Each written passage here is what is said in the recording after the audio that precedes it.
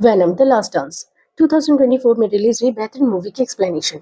Movie की शुरुआत में हम नल नाम के एक मॉन्स्टर को देखते हैं जिसे उसी के सिम्बियोट ने क्लिंटन नाम के प्लेनेट में कैद कर लिया था, क्योंकि वो उनका इलीगल वे से इस्तेमाल कर रहा था पूरे यूनिवर्स में डार्कनेस को फैलाने के लिए। अपने आप को फ्री करने के लिए नल को कोडेक्स नाम की चाबी चाहिए थी, और ये कोडेक्स एक ऐसी एनर्जी है जो तभी बनती है जब कोई सिम्बियोट अपने मरे हुए होस्ट को जिंदा करता है, और जब एडी को सिम्बियोट ने जिंदा किया था तब ये कोडेक्स उसी के अंदर बन गई थी, जिसका सिग्नल नल को भी मिल जाता है, जिसको पाने के लिए नल ने जेनोफेज के मॉन्स्टर को पूरे यूनिवर्स में भेज दिया होता है। दूसरी तरफ हम देखते हैं कि पुलिस से बच के एडी और वेनम मैक्सिको में घूम रहे थे, जहां डॉक्टर स्ट्रेंज के गलत मैजिक की वजह से वो किसी और ही यूनिवर्स में पहुंच जाते हैं। और जैसे ही डॉक्टर स्ट्रेंज ने करेक्ट मैजिक स्पेल किया तो वापस एडी और वेनम अपने यूनिवर्स लौट आते हैं। अपने इस यूनिवर्स में एडी और वेनम उसी बार में और उसी बारटेंडर से मिलते हैं, मगर ये दोनों इस बार किसी अलग ही रूप में दिखाई देते हैं। यहाँ एडी को टीवी शो से पता चलता है कि पुलिस मैट्रिक मुलिगन, जिसकी मौत हो चुकी है, उसकी जिम्मेदार एडी और वेनम को ठहराया जाता है, और इसी वजह से पुलिस इन दोनों के पीछे पड़ी हुई होती है। एडी एक जज को जानता है जिसे वो ब्लैकमेल करके अपने आप को फ्री कर सकता है, और जिसके लिए फिर दोनों ही डिसाइड करते हैं कि ये लोग न्यूयॉर्क जाएंगे। जाते वक्त वेनम का सिम्बियोट का एक टुकड़ा उसी बार में रह जाता है। आगे चलते हुए एडी को कुछ डॉग्स की आवाज सुनाई पड़ती है, जिन्हें फॉलो करते हुए एक गैराज में जा पहुंचता है, और वहां वो देखता है कि बहुत सारे डॉग्स को कैद करके रखा गया है। तभी पीछे से कुछ गुंडे आ जाते हैं और एडी को परेशान करने लगते हैं। एडी उनसे रिक्वेस्ट करता है कि वो इन मासूम डॉग को छोड़ दे या फिर कुछ अच्छी फैमिली को सौंप दे, बट ये गुंडे हैं, कहाँ सुनने वाले कहाँ मानने वाले। इरादा एडी को और ज्यादा परेशान करते रहते हैं। एडी वार्न भी करता है कि वो ऐसा ना करे। बस फिर क्या था, एडी और वेनम की जुगलबंदी देखने को मिलती है, और इन गुंडों की उठापटक, फिर मारपीट, और फिर बाद में उन सबका सर चबा जाना, जो कि वेनम का एक फेवरेट डिश होता है। फिर एडी उन डॉग्स को फ्री करते हुए आगे बढ़ने लगता है। इस जुगलबंदी के दौरान हम देखते हैं कि कोडेक्स एनर्जी एक्टिवेट हो जाती है, और जिसका सिग्नल जेनोफेज को भी मिल जाता है, और वो भी उन्हें फॉलो करते हुए उनके पीछे आ जाता है। इसी बीच एम्पोरियम ऑर्गेनाइजेशन दिखाई जाती है, जिसमें एलियन के ऊपर रिसर्च कर रहे होते हैं। इन्हें एडी और वेनम की लोकेशन सीसीटीवी कैमरा के थ्रू पता चल जाता है, और फिर आर्मी का जनरल रेक्स और बाकी सोल्जर उस बार में जाके पहुंच जाते हैं, जहां वो उस छोटे से सिम्बियोट को टुकड़े को अपने कब्जे में ले लेते हैं। इसी के साथ ही वो बारटेंडर को भी कब्जे में ले लेते हैं, और इंपीरियल ऑर्गेनाइजेशन पहुंच जाते हैं, जो कि एरिया 51 के अंडरग्राउंड लोकेशन में सीक्रेटली बना होता है। क्योंकि गवर्नमेंट को लगता है कि कुछ इलीगल एक्सपेरिमेंट्स हो रहे हैं एरिया 51 में, जिसके चलते गवर्नमेंट इसे बैन करने का ऑर्डर देता है, और इसी के चलते उसे डिस्पोज करने के लिए एक ऐसे चैम्बर भी बनाया जाता है। इसी बीच इंपेरियम के लोगों को पैट्रिक मुलिगन के बारे में पता चलता है, जो अभी तक मरा नहीं था, क्योंकि उसके शरीर में एक सिम्बियोट चला गया था, बट बाद में उसी सिम्बियोट ने उसे वहां मरने के लिए छोड़ दिया, जिसके चलते इंपेरियम ऑर्गेनाइजेशन पैट्रिक को अपने लैब में रिसर्च के लिए ले आती है, और उसके शरीर में अपने ही सिम्बियोट को डाल देती है ताकि कुछ इन्फॉर्मेशन वो कलेक्ट कर सके। फिर हमें एक साइंटिस्ट दिखाया जाता है जिसका नाम है मिस टेडी पेन। वो उस सिम्बियोट से बात करती है कि आखिर वो इस धरती पे क्यों आए हुए हैं, जिसपे सिम्बियोट उन्हें बताता है कि वो नल से भाग रहे थे, क्योंकि वो उस पूरे दुनिया को खत्म कर देना चाहता था, और साथ ही साथ उन्हें भी खत्म कर देना चाहता था। क्योंकि नल का दिमाग सिम्बियोट से जुड़ा हुआ है, तो उसे पता चल गया है कि कोडेक्स की चाबी इसी धरती में ही मौजूद है, और इसी के चलते उसने जेनोफिस के मॉन्स्टर को इस धरती पे भेजा हुआ है, और ये चाबी वेनम और एडी के पास है। तो अगर नल को रोकना है तो किसी भी कीमत में कोडेक्स की चाबी उसके हाथ नहीं लगनी चाहिए। और दूसरा तोड़ ये है कि अगर सिम्बियोट या होस्ट में से कोई एक मर जाता है तो ऑटोमेटिकली कोडेक्स भी नष्ट हो जाएगा।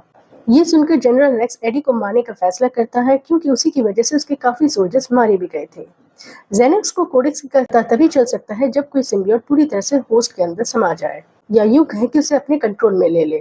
इधर वेनम और एडी न्यूयॉर्क जाने के लिए एयरप्लेन में चढ़ जाते हैं, मगर अंदर से नहीं बल्कि बाहर से लटकते हुए, क्योंकि उनके पास टिकट खरीदने के पैसे नहीं होते, और क्योंकि पुलिस से भी उन्हें बचना होता है।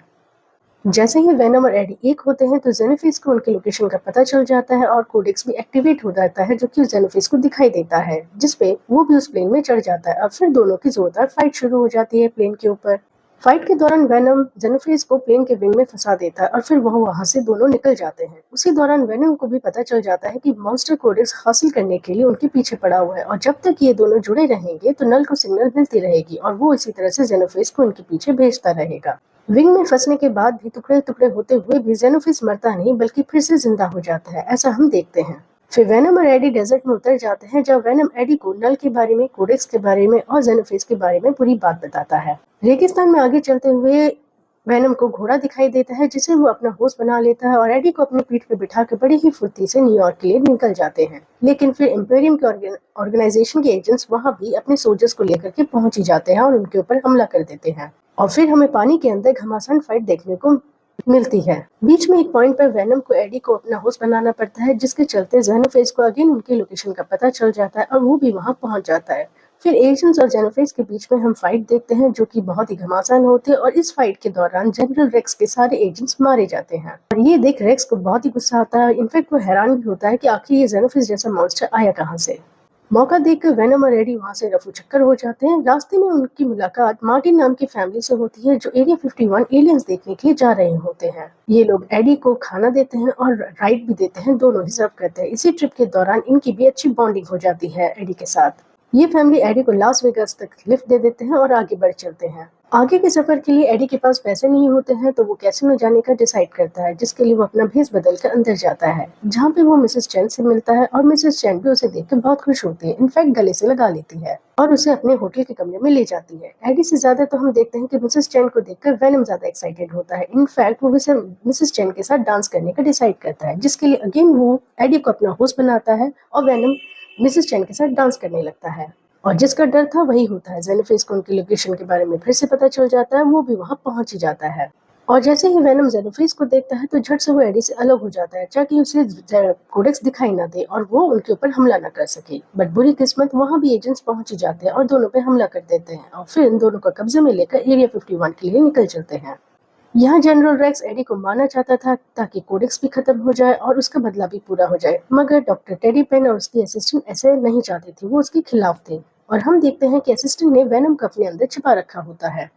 इसी बीच जनरल रेक्स एडी पे गोली चला देता है जिसके चलते असिस्टेंट के अंदर छिपा वेनम बाहर आ जाता है और एडी में मर्ज हो जाता है और फिर फाइट बैक करने लगता है। अगेन जेनोफेज को वहां भी अब लोकेशन पता चल जाता है, वो भी वहां पे पहुंच ही जाता है। अब जेनोफेज सब पे टूट पड़ता है, सबके ऊपर हमला करने लगता है और वेनम की ओर बढ़ निकलता है जिसे रोकने के लिए मुलिकन के अंदर का सिम्बियोट जेनोफेज से फाइट करने लगता है और फाइट के दौरान वो ये भी कहता है कि वो सभी सिम्बियोट्स को आजाद कर दे ताकि सभी सिम्बियोट्स मिलकर के जेनोफेज का मुकाबला कर सके और इधर वेनम को भाग जाने का इशारा भी देता है ताकि कोडेक्स जेनोफेज के हाथ न लग सके और जेनोफेज के जरिए न नल के हाथ लग सके। लेकिन जेनोफेज बहुत ही स्ट्रांग होता है और वो मुलिकन के सिम्बियोट को खा जाता है।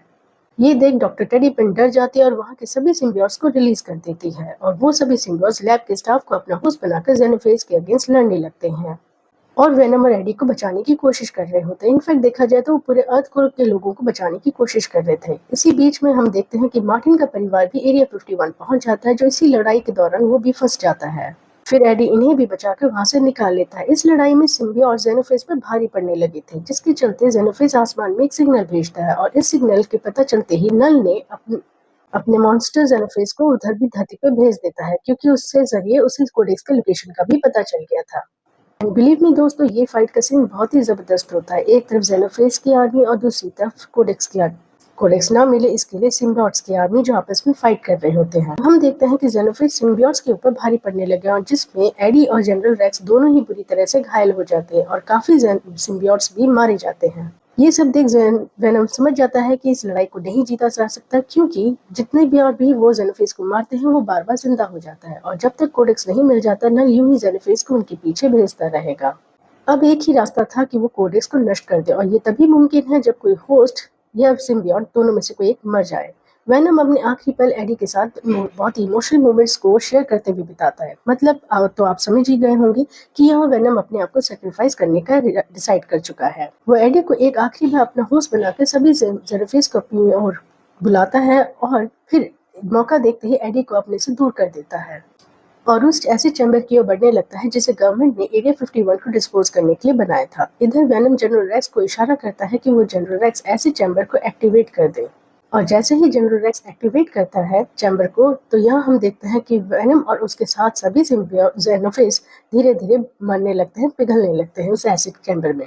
मरने से पहले वेनम एडी को बचाने के लिए उसके ऊपर एक मेटल कवर ढक देता है।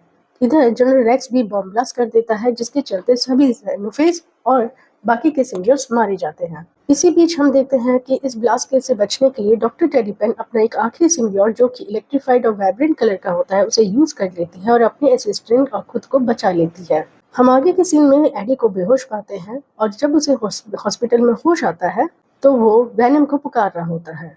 इसी बीच बगल में खड़े आर्मी जनरल उसे वेनम के खत्म हो जाने की और उसकी सजा से फ्री हो जाने की न्यूज देता है और ये भी बताता है कि एरिया 51 में जो कुछ भी घटा है उसके बारे में वो किसी से ना बोले, वरना अगेन उसकी आजादी पे और उसकी जान पे खतरा मंडरा सकता है। मूवी के बीच में हम नल को देखते हैं जो कहता है कि वेनम अभी तक मरा नहीं, वो जरूर जिंदा है और वो वापस लौट कर जरूर आएगा और जब वो लौट कर आएगा तब वो अगेन उस कोडेक्स को उससे हासिल कर लेगा। और आपने तो शायद गौर किया ही होगा कि जब बारटेंडर को हिरासत में लिया जाता है तो उसी वक्त जनरल रेक्स उस छोटे से वेनम के सिम्बियोट को भी कब्जे में ले लेता है।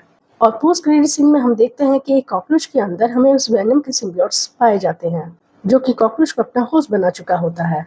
क्या पता आगे हमें फिर से वेनम को देखने को मिले। Well, let's hope for this excitement. दोस्तों, अगर आपको ये वीडियो पसंद आई है तो प्लीज इसे लाइक और सब्सक्राइब जरूर कीजिएगा। तब तक के लिए बाय बाय, टेक केयर।